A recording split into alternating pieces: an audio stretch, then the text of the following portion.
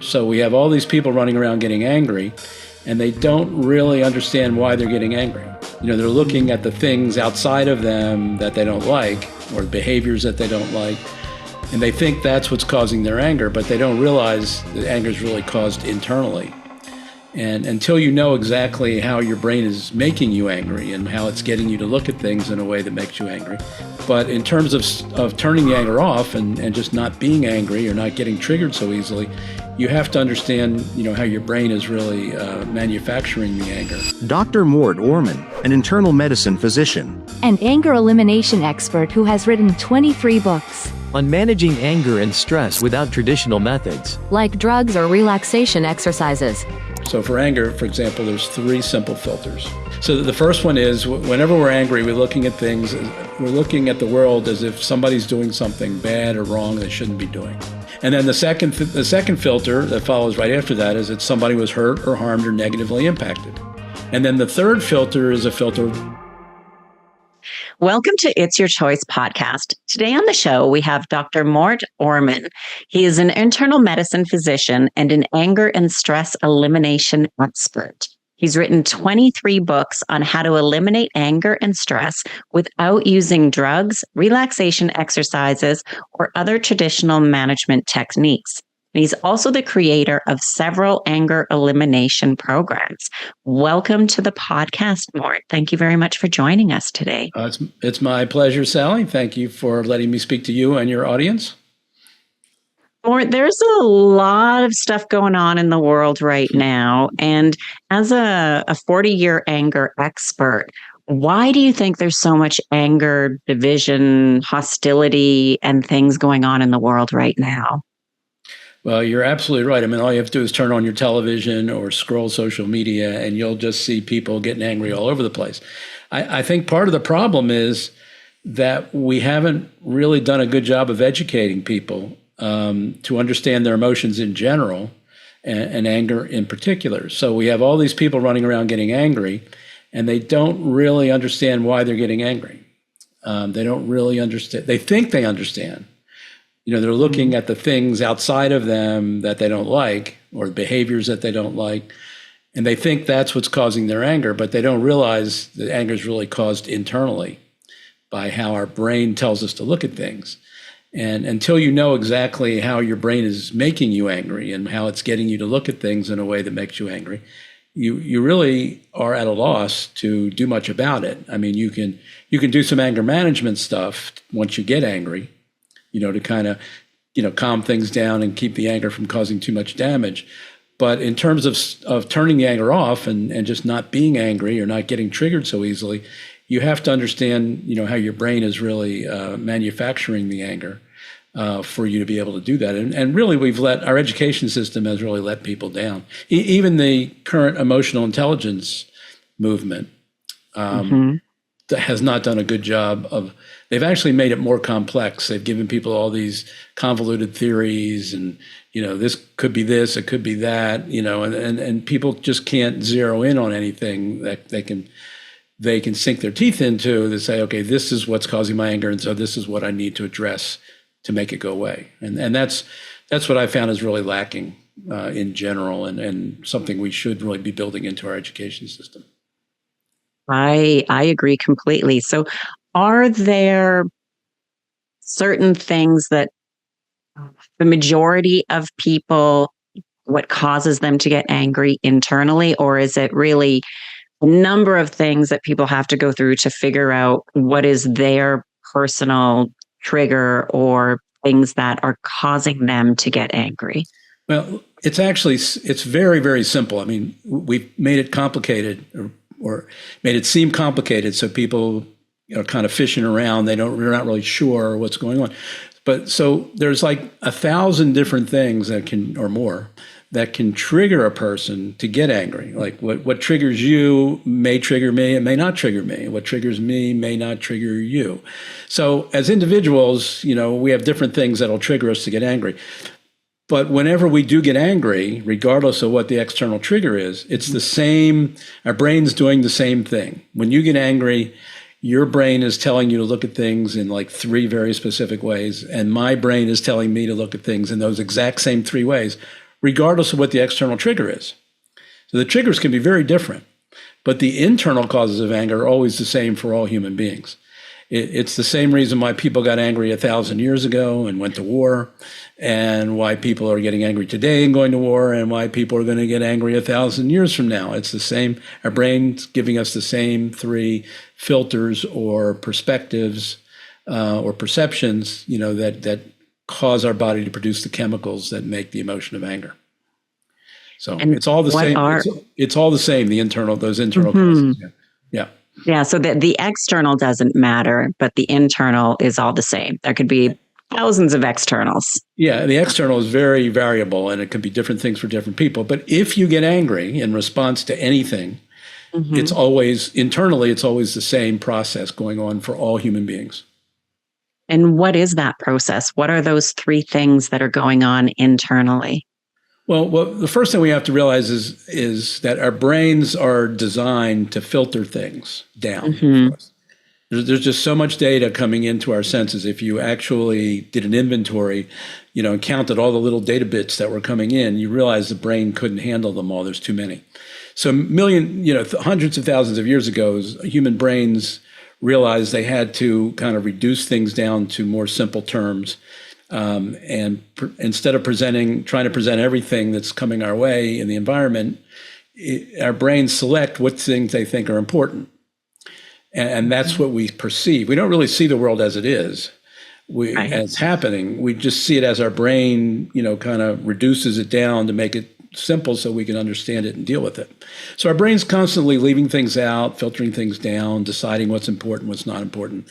And what we perceive is only what our brain tells us to perceive.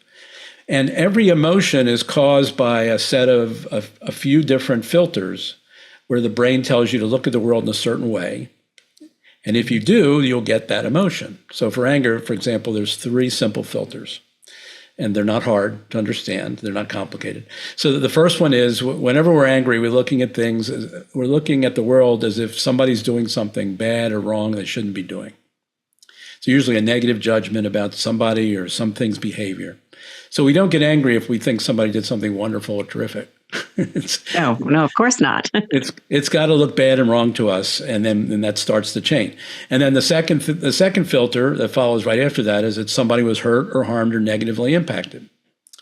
Could be us, it could be another person, it could be somebody we care about, it could be the planet, it could be your car or your computer or your cell phone. It could be anything, could be negatively impacted by the bad and wrong behavior. And then the third filter is a filter of blame. But it's a very narrow, limited filter of blame. Again, our brain is leaving out a lot of stuff, but it only shows us the behavior and focuses on the behavior of the person who did the bad and wrong thing, as if that was the only thing going on, and any other causes that might have been involved, our brain just filters it out. So it's like we have these horse blinders on, and we only see what that person who we think did the bad and wrong thing is doing or didn't do.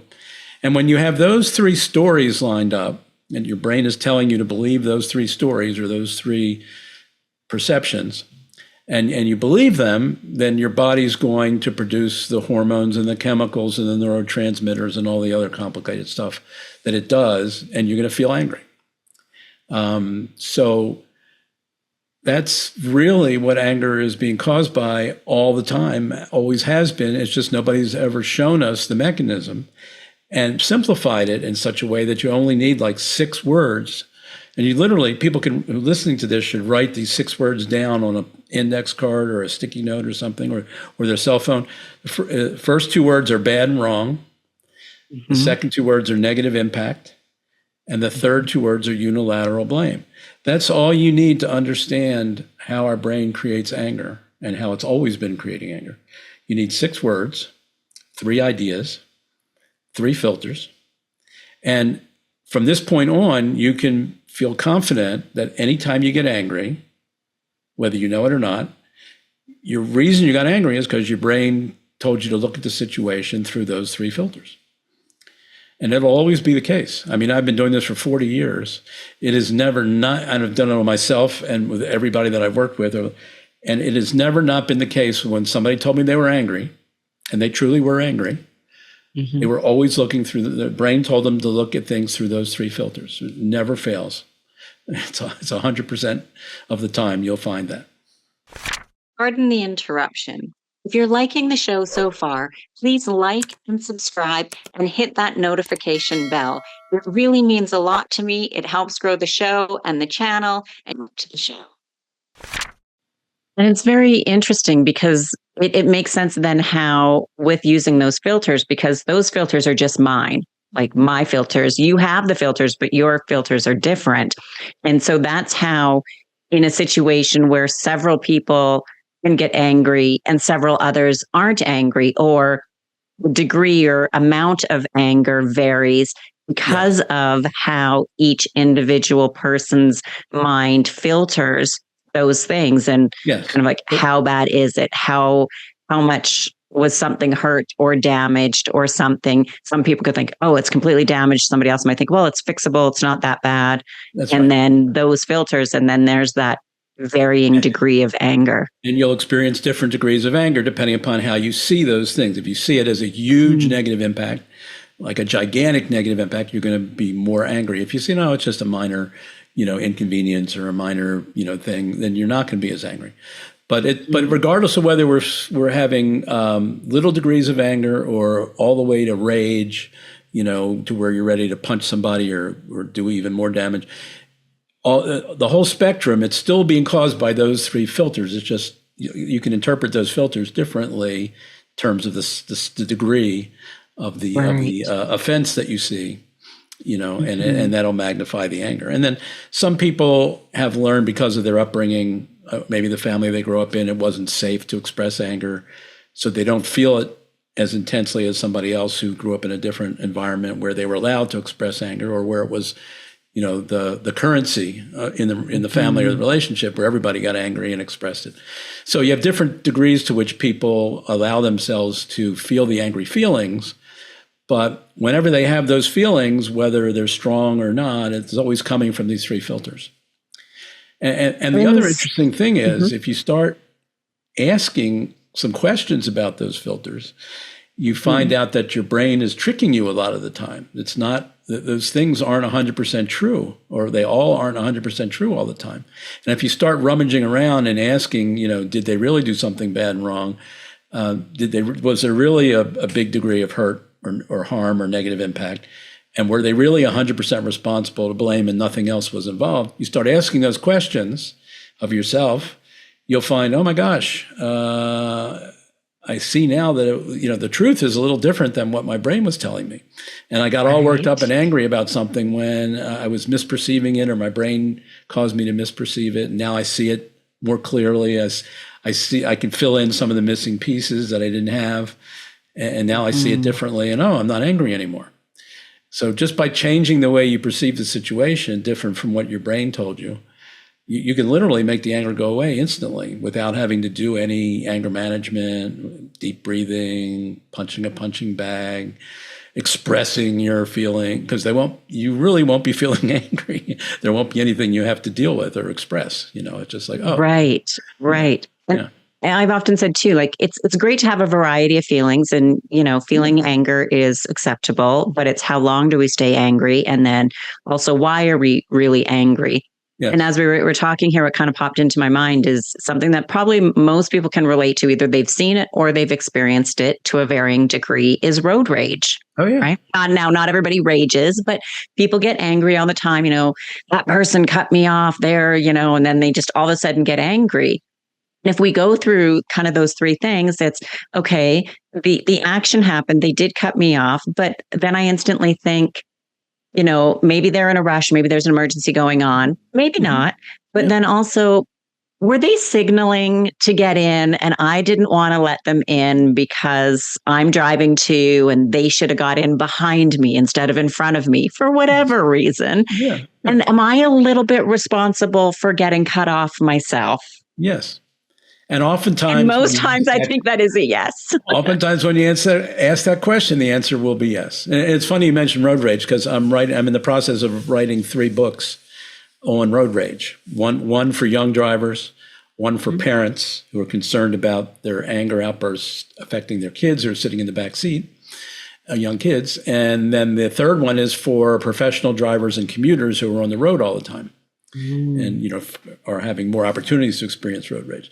But it all boils down, each of the books talks about the three filters and how the road rage, even when it's extreme, is coming from the same three filters we're talking about here, which is where all anger comes from. And like you say, it's a matter of your brain. Something happens on the road and your brain immediately tells you, look at it these three ways, believe these three things. And if you start to think about it more or question it more, you realize there's more truth or more parts to the story than your brain let you see right away. Because remember, its job is to narrow things down and make it simple.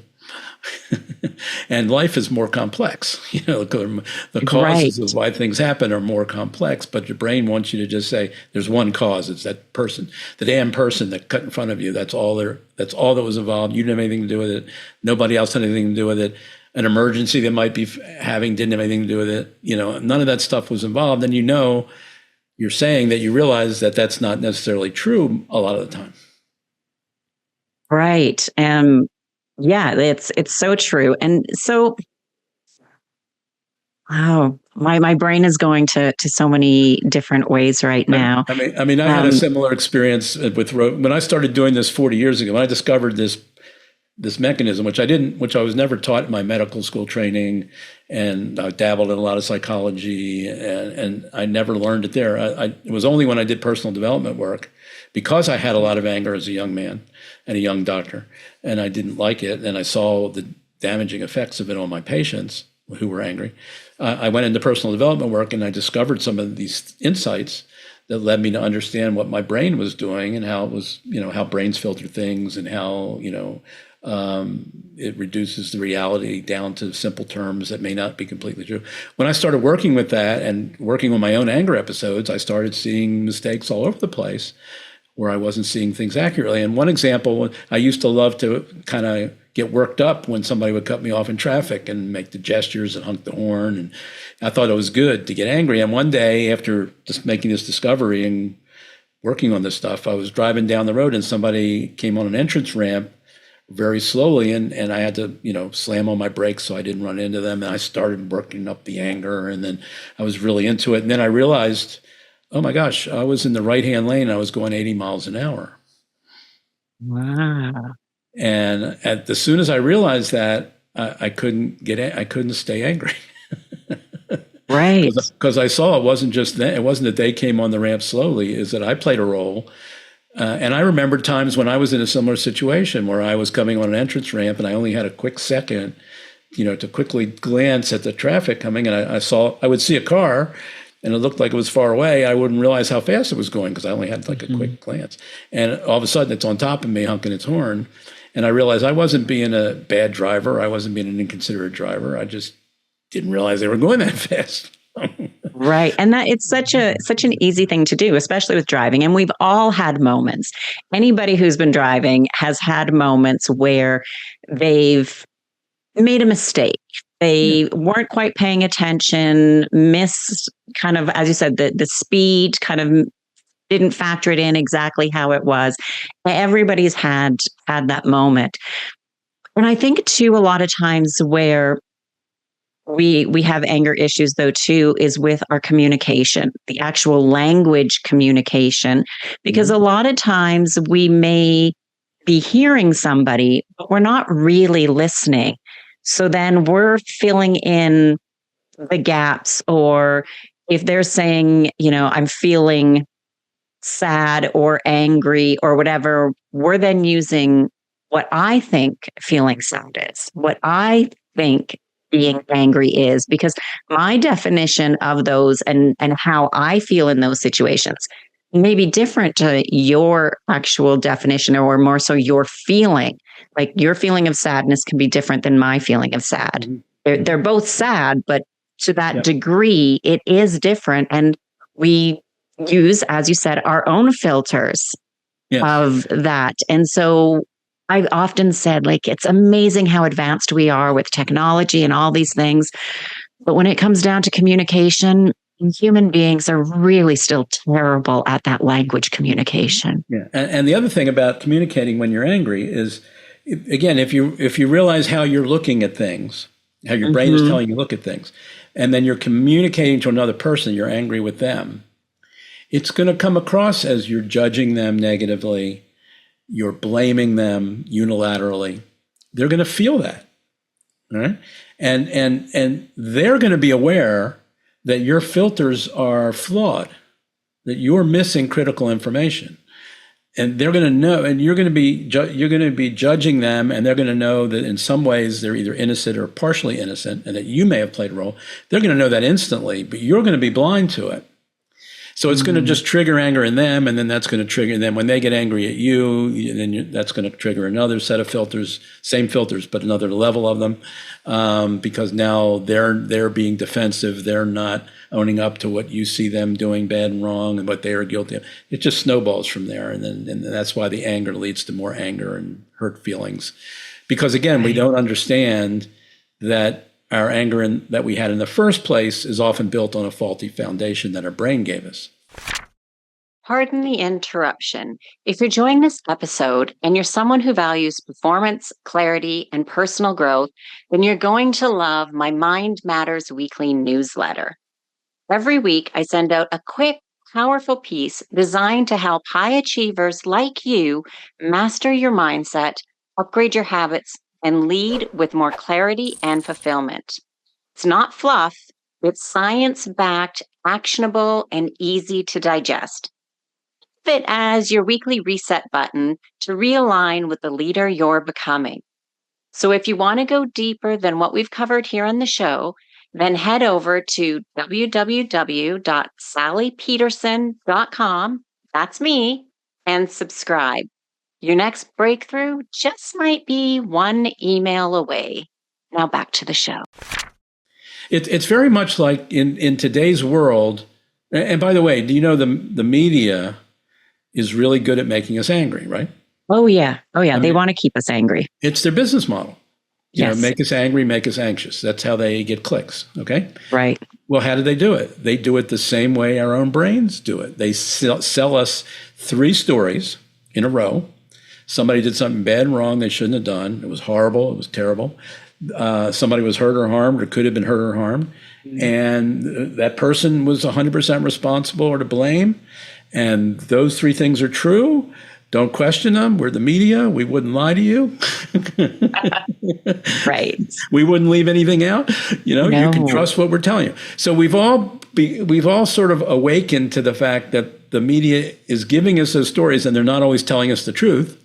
Right. They're spinning things. So now we know to be suspicious when the media gives us a story that makes us angry. Okay. What we haven't figured out yet is that our brains are doing the same thing every day, feeding us fake news in the way of these stories and telling us it's true and don't question us because I'm your brain. I wouldn't lie to you. But we know that the brain lies to us all the time. I mean, how many different cognitive, cognitive distortions or cognitive biases? There's like 200 cognitive biases that psychologists have identified. They're all ways our brain tricks us into believing something that isn't real or isn't completely true. And it happens all the time.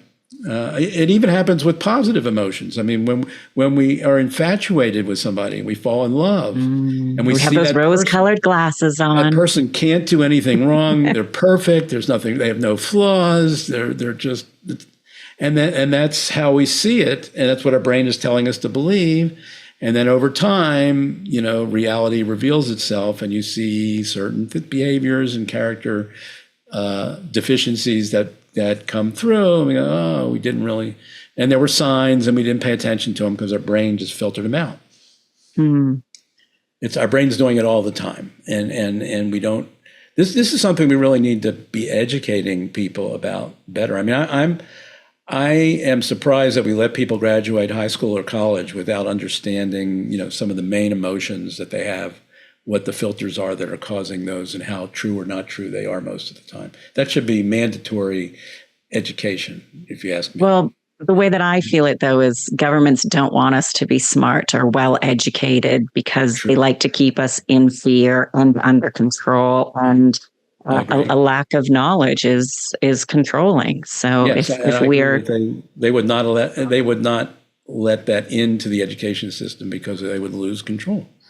Right. Yeah. And so that's why we have podcasts like this and Yes. hopefully good ways of using the internet. There's of course pros and cons to everything, but of being aware and it's really important to educate ourselves. Like we'll go to school, we'll learn what we need to because we need to go through that education, but it's not to me, it's not the be all end all or the most important. I think there's way more education that we can get for ourselves outside of the school systems, and that we really need to. And Yeah. I think more and more people are learning that now. Obviously, you're a medical doctor. Going to school, very important. There's things that you need to learn and to go to school and things for that. But Yes. there's also things that we need to take responsibility for ourselves. And even in the medical field, like I need to know me. I need to know my body. I need to know how I feel, what different foods make me feel, how often I get sick. Like there's many things I need to know about me because you know a lot, but you don't know me like Right. I should know me. And I should know when something's wrong and more than just oh, something's off. I'll just go to a doctor. He'll figure it out. I'm like, no, we need to know ourselves at that physical level. And of course, the emotional, the intelligent, how the body works, how things work, how our brain works. Like not even the people have to have in-depth knowledge, but there's basic levels that we should be aware of and that we really do need to know about ourselves to have a more enjoyable and fulfilling life. Because even as we talk about just like anger, how many people are just angry all the time? Maybe they don't understand why. They have all these triggers and, that like major anger with they just understood what was going on in their brain and just did a few things to be like, I'm so angry. Okay, wait, let me just think about this for a second. And even though they got really angry for a few seconds, 30 seconds even, and then they realize, wait a minute, I need to think about this. How much better would their entire life be if we're only angry for 30 seconds instead of it all day, then to all week, then to just, I'm in a bad mood all month? Yes. I can tell you my life when I was in my 20s and 30s was full of anger and self-recrimination and beating myself up and being angry for long periods of time. And then when I discovered, what the heck was going on with my brain and how it was generating the anger, and then I took, practice working on myself. Every time I got angry, I would apply what we're talking about here. And I would go like, oh, holy crap, I missed this thing, or I misperceived this situation. And that's why I got angry. Well, when you do that over and over and over, and you realize how often your brain is tricking you, and you have that personal experience of having actually done that work on yourself and told the truth as in contrast to what your brain was telling you is true, after about 50 times, the 51st time when you start to get angry, you're going to go, I'm getting suspicious now. Right. If it was 50 out of 50 before, and this is the 51st time, maybe my brain is tricking me this time. So you get less, you less buy into the anger because you're already suspicious that there's something off, that you're not seeing everything, or you're not seeing everything clearly. Your brain is keeping you from seeing everything that you need to see to know what's going on. And then you start to get suspicious of your brain. And then you start to get that, be able to do that faster and faster and faster. And then you get to the point where you're only angry for a couple seconds because it clicks in and you go like, oh, wait a second. Now I know the filters. Yeah, okay, I can see where that one was wrong. And then you go, oh, okay, never mind. I'm not right. Yeah.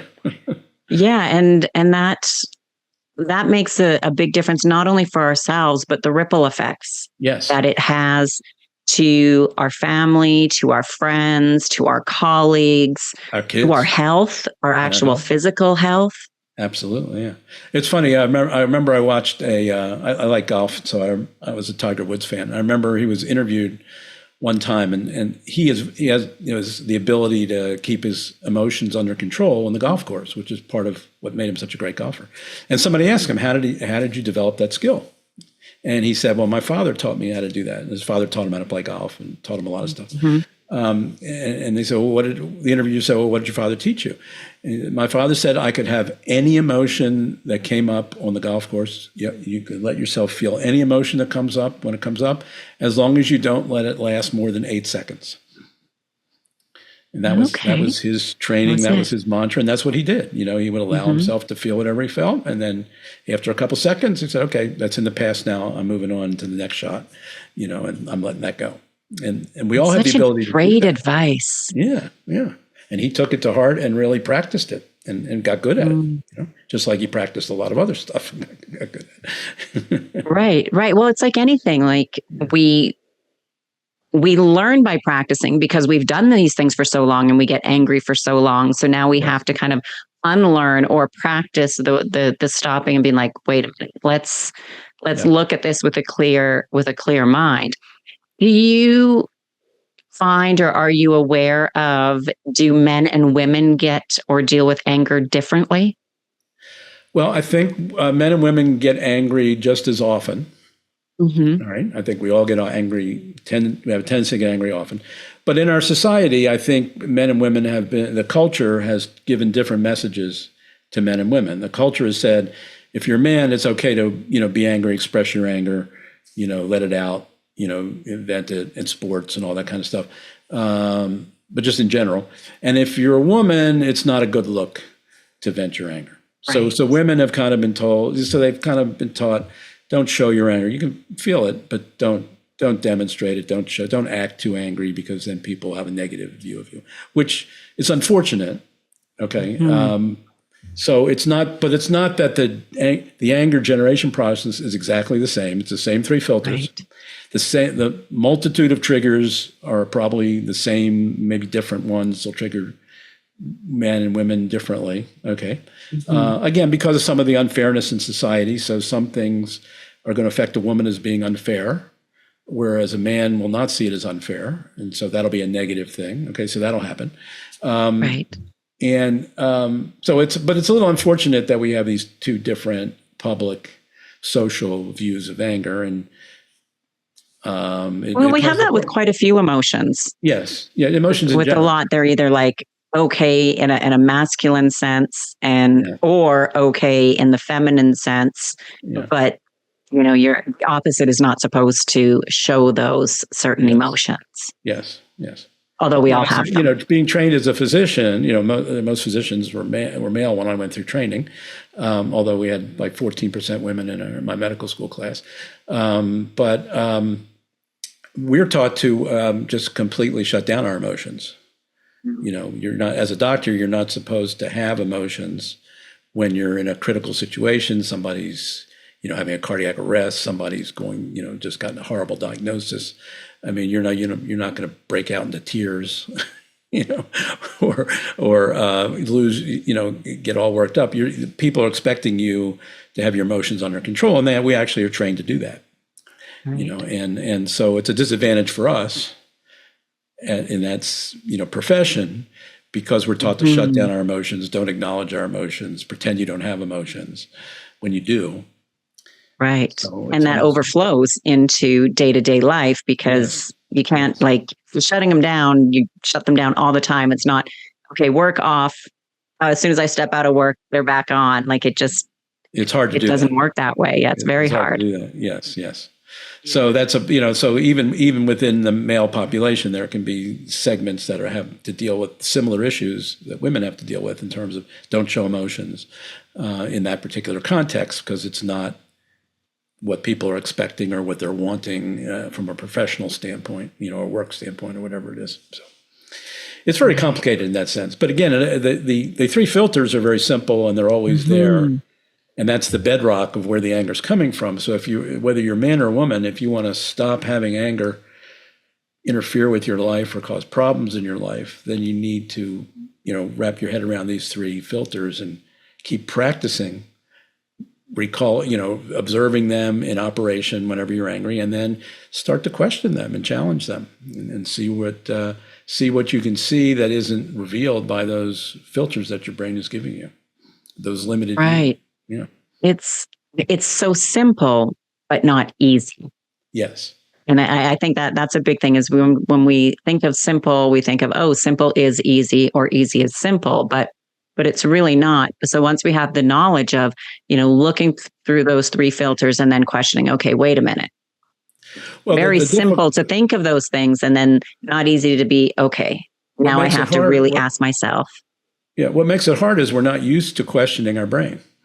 We're Right. not used to challenging it, taking it on, saying, "Hey, I wonder if you're tricking me." We're not used to doing that. We just basically buy whatever our brain is selling, and Right. our brain is actually set up to do that. I mean, back in the day when we went for early stages of evolution, the brain had to make these really quick decisions. So that's why it filtered things down quickly.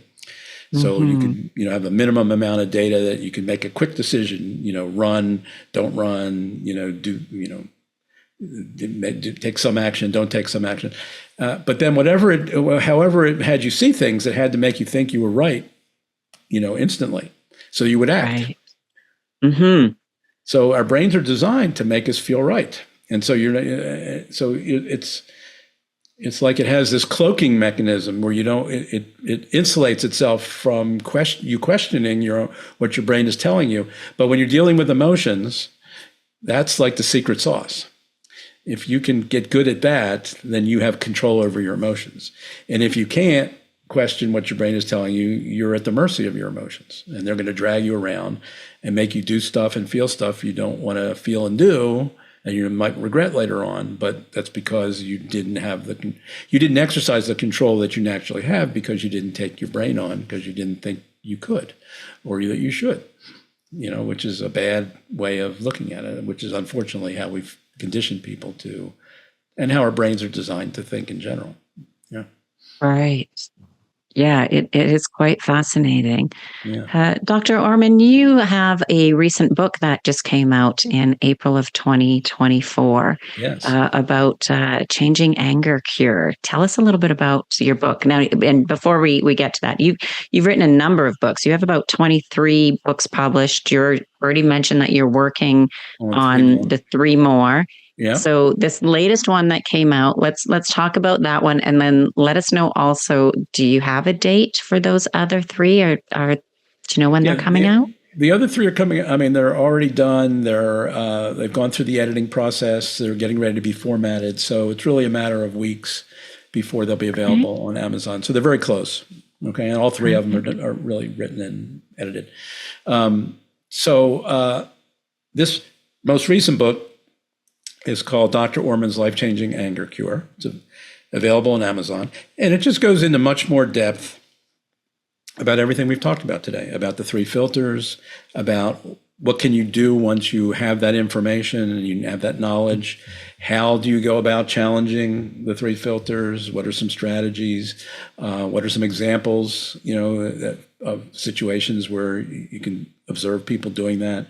So it's got a lot of training in it. Literally, I built it off of my training program, where I would conduct a training program with 10 sessions over Zoom, where I would take people who were angry and I'd put them through this program. And by the end, they weren't angry anymore, or very, very rarely got angry. And so I took everything that I teach in that program, a lot of what we talked about today, but in more detail. Plus the story, I told the whole story of how I went from being an angry guy to a not so angry guy, and what were the actual steps that led me to the breakthroughs that I had, that led me to be able to get rid of most of my anger. So that's all in the beginning of the book. But then there's a lot of training in there, and it's literally, it's like going through the 10-session program without having to go through the 10-session program. You can just go through the book and use it as a guide to understand, the principles and what you need to do, and the systematic approach for, making emotions go away when you want them to. If the emotion's serving you in some way, it's good for you in some way, then you don't have to do this. It's only for the ones that are causing harm or potential harm. Then you have the tools to do it. So that's what that book is all about. And again, if we can get that book into the education system, and maybe we have to start with homeschools where they're more open, to some alternative, education. If I can start getting that into the school systems or individual school systems, then I think we could see a transformation in education around emotions and emotional intelligence. Yeah, it definitely is needed. And I will make sure to have the link to the book in the show notes. But if people wanted to connect with you and maybe work more with you, if you're still taking on clients, where can they find you? Well, there's 2 things they can do. They can go to my website, which is docorman.com. That's DOCORMAN.com. and they'll be able to connect with me there. And I have a free handout, a free PDF handout called The Best Anger Elimination Method You Can Find. And it talks about what we've been talking about, gives a little more detail about anger, talks about my 10-session program, talks about my book at the end. And it also gets people on my email list where I send out emails every week related to anger or stress. Pick a topic each week. So people can get that by going to theangersolution.org. And that's a great way to connect with me and get on my email list. And then if you want to email me, we can go back and forth that way too. So. Perfect. And again, I'll make sure that those links are in the show notes to make it easy for everyone. Dr. Orman, I just want to thank you very much for your time today. It was an interesting conversation, and hopefully people get the book, they share this. It really is something that needs to have more awareness and to know and to share, because it really will make a big difference in the world for ourselves personally, and just, as I said, that ripple effect. So thank you for your time. I think it returns us to our personal power when it comes to emotions, as opposed to the emotions sort of having the upper hand. Yeah, it definitely does. Thank you very much. You're very welcome.